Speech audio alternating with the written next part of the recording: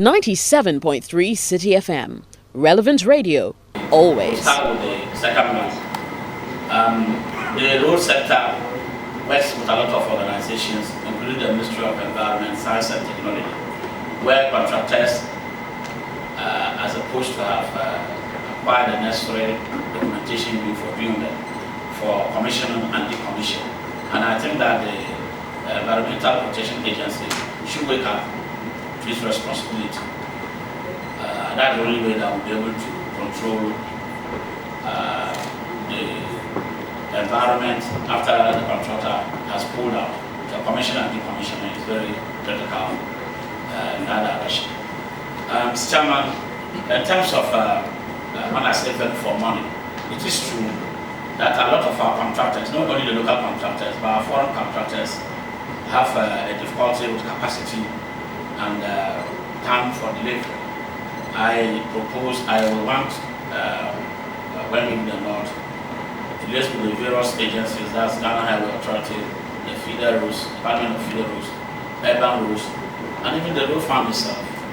And the only training school in Ofrema, they should try to give, have our contractors and give them the necessary capacity so that they will be able to know what to do in terms of materials that they use, particularly the lateral routes, the gravel routes. It's one of our well, I know that we have come out with a law a few years ago. I was then with Honorable Alassane at the committee level. So we now have a framework to regulate the use of GMOs in the form of seeds and planting materials in this country. However, as to my view, from my experience, I know that these GMO seeds are very demanding on certain inputs, for example, fertilizer.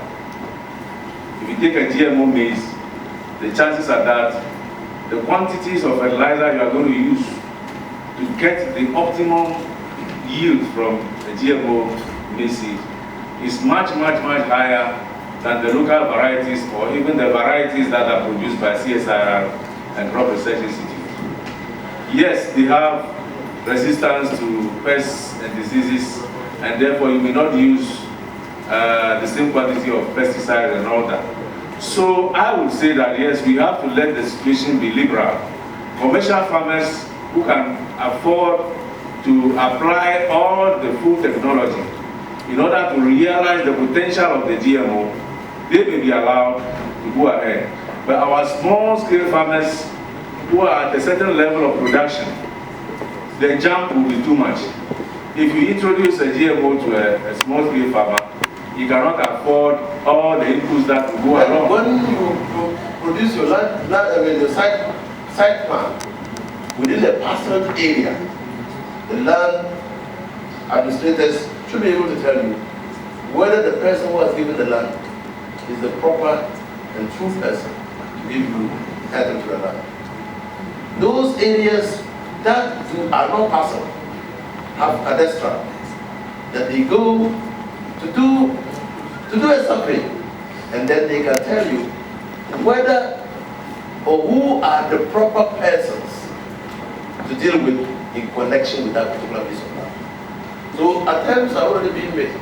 And I think that what you are challenging me to do, if given or not, is to intensify the activities in ensuring that sanity is deep within the land administration system in the country. And I can assure you that from my background as a person who was in the courts fighting land cases, from my background as somebody who also acquired property and went through difficulties that you are alluding to, we should be able to do something about ensuring that parcels of land can be put on the computer and put so quickly that conflicts associated with title to those provide clearer television transmission.